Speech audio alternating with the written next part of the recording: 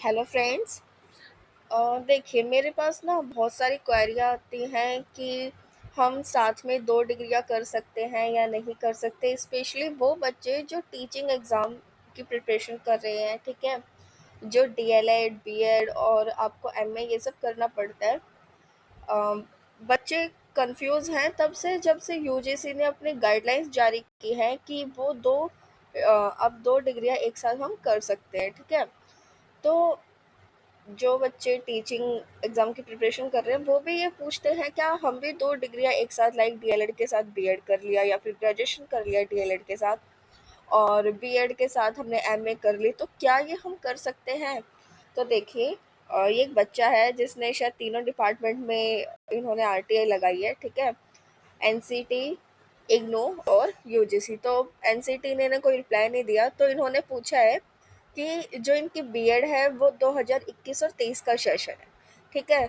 तो और इसी बीच में उन्होंने 2022 में एमए में एडमिशन ले लिया है। तो उनका क्वेश्चन है, if I get selected in any department with two certificate will it be valid और there will be any discrepancy, ठीक है? थर्ड है, which date marks the completion of particular course, date of last exam or the publication of result. What if someone take admission in other course before the publication of current course result? ठीक है, तो इन्होंने क्या पूछा है कि इन्होंने BEd में एडमिशन ले लिया, ठीक है, जो इनका सेशन था 21-22 का, उसके बीच में उन्होंने एमए में एडमिशन ले लिया। अगर इनकी जॉब लग जाती है तो जैसे कि मान लो पीजीटी में इनकी जॉब, अगर ये अप्लाई करते हैं, इनकी लग गई, क्योंकि पीजीटी में आपको बीएड प्लस एमए चाहिए होती है। अगर इनकी जॉब लग गई तो क्या वो वैलिड होगा? तो अब देखिए इन्होंने इसके रिप्लाई में क्या दिया है।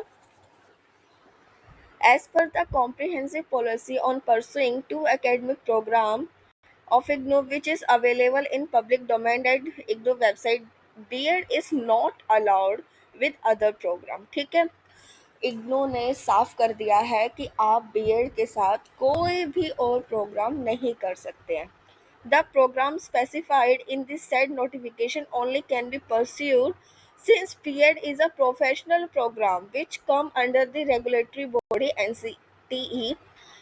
The applicant may approach NCT in this regard. Copy of the notification attached। ठीक है, तो उन्होंने क्या कहा है, ये जो डीएल डिग्री है ये क्या है, ये आपके एकेडमिक कोर्स के ऊपर अप्लाई होता है।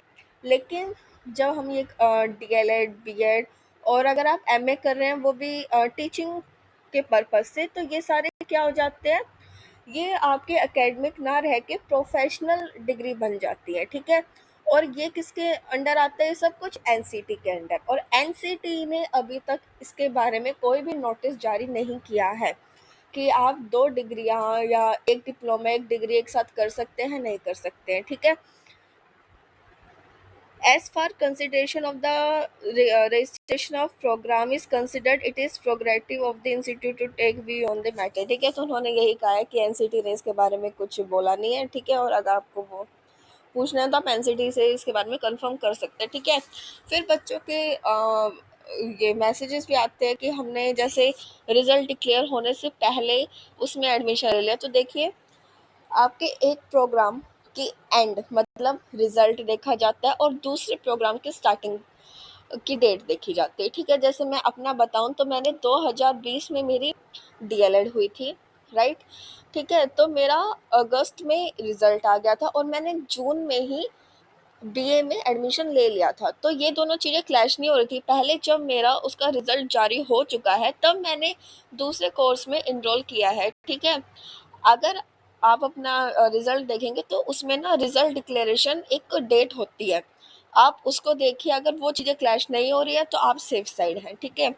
और बाकी चीज़ें देखिए कि ना ये सारे रूल्स वगैरह ना टाइम के साथ बदलते रहते हैं, ठीक है? तो इसलिए अगर आप अपना सही तरीके से ही ये परसुइंग वगैरह कर रहे हैं तो अच्छी बात है, क्योंकि देख लीजिए अभी आई गेस जिन्होंने नियोस से एनआईएस से जिन्होंने डीएलएड किया था तो केवीएस में क्या हुआ, पहले उनका एग्ज़ाम ले लिया, फिर उन्होंने मना कर दिया, फिर एनआईएस वाले बच्चे कोर्ट में गए, अब जाके उनका रिजल्ट आया है 1.5 साल बाद।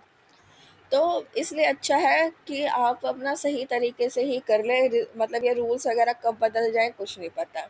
So thank you. Thank you for the listening.